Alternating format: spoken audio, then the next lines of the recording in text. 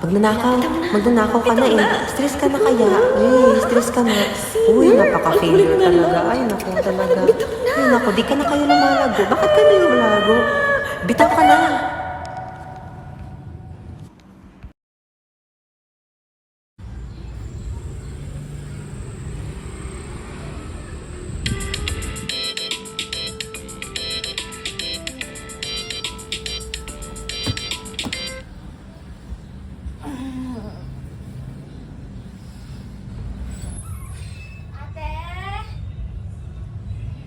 Gising na, ate.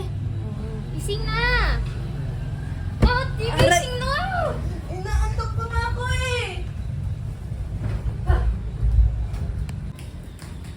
Mao si ate. Higa na yan. Ay, sino madaan ng plato? Kakain na tayo.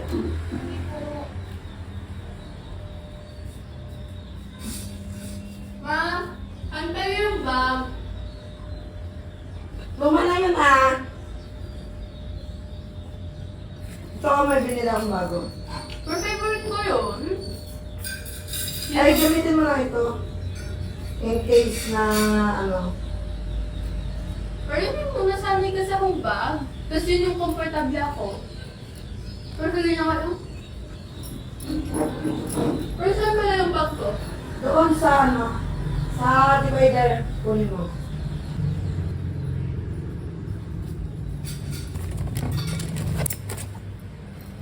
Alis na ka, ma. Bye, ate.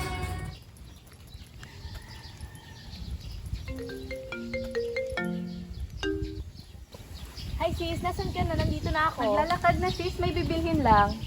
Ah, sige, inihintay ko rin kasi si Joyce eh. Ah, andito na pala siya! Ah, sis! Sorry for the late ang person mo. Kailangan, ano ka ba? Ganito naman tayo lagi, di ba? Saan pala si Gwen? Ah, nandito ka tawagan mo. Hi, for the rugay ka talaga for Fs. Ito na nga sis, naglalakad na talaga, promise. Sige, sis. Hintayin ka na lang namin sa waiting shed, ha? Ingat ka sis. Sige, ingat kayo. Bye.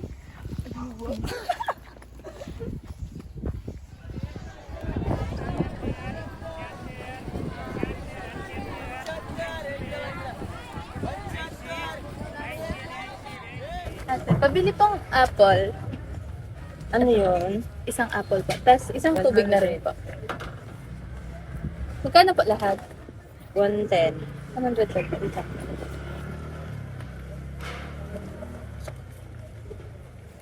May 10 ka lahat. 10 po. Para bigyan kita ng... Isa po.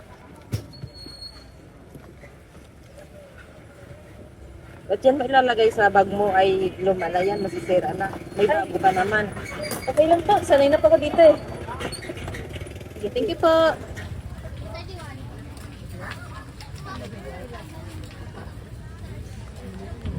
O, dalawa pa, lalarga na.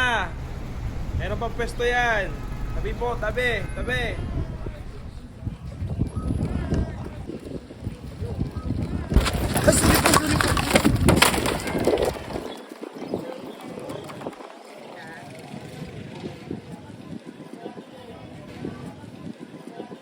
Eto ulit tayo.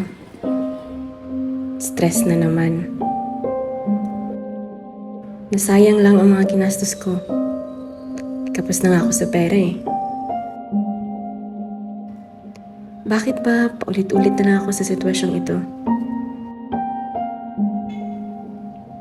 Gaano na nga ba katagal kong binibitbit ang mga pasaning ito?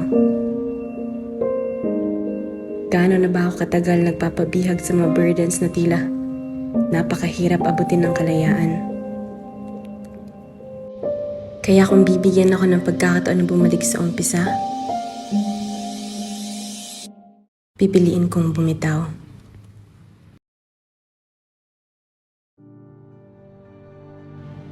Bitaw sa mga selfish desires. Bitaw sa fear of missing out. Bitaw sa habitual sins. Ngunit dahil sa grace ng Panginoon, di ko na kailangang balikan pa ang nakaraan.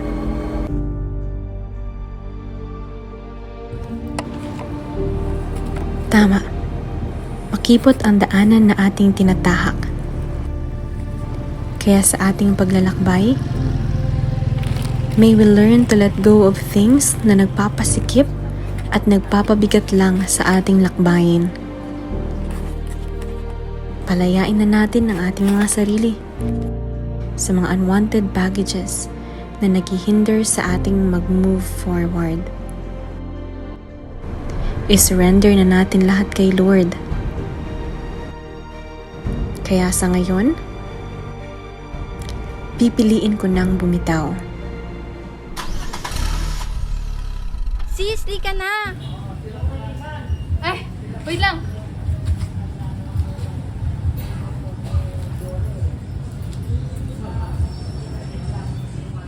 Wow, nyulo ka ah. Siyempre, malagang person. Ah, I love it!